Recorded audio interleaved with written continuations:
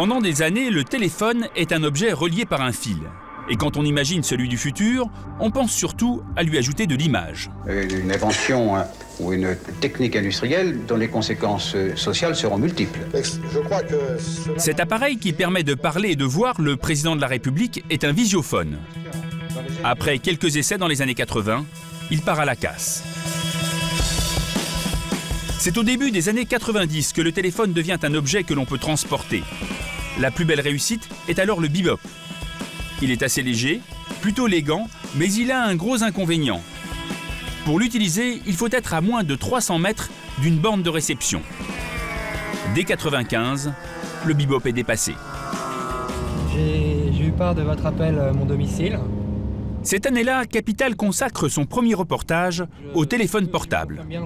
À l'époque, seul un Français sur 100 en est équipé, et c'est généralement pour des raisons professionnelles, comme ce conseiller financier. Très bien, passez un bon week-end. Au revoir, monsieur. Il faut dire que le portable coûte 5 fois plus cher que le téléphone classique, et en plus, ça ne marche pas encore partout. Non, je vous Allô?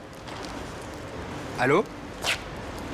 Ah voilà, là vous voyez, je passais très bien, et puis j'ai fait un pas de trop et je suis coupé. Les consommateurs hésitent encore. Les industriels, eux, n'ont déjà plus de doute.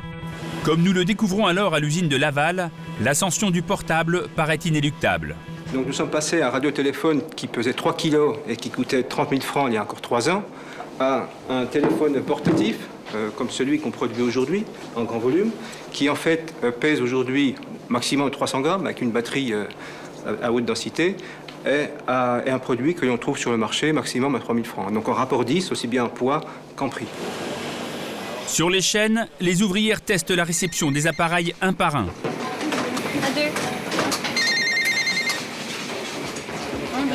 L'usine tourne à plein régime. Le patron est submergé par les commandes. C'est vrai qu'aujourd'hui, pour le constructeur, c'est une période rêvée, mais qui certes ne va pas durer dans le temps, j'imagine. C'est vrai qu'il y a une pénurie au niveau du marché mondial. Et par exemple, pour Laval, on peut dire que la production du tout premier trimestre est d'ores et déjà vendue. 3 ans après, en 1998, le paysage est bouleversé. Un Français sur 5 a maintenant un portable. Il s'en vend 18 000 par jour.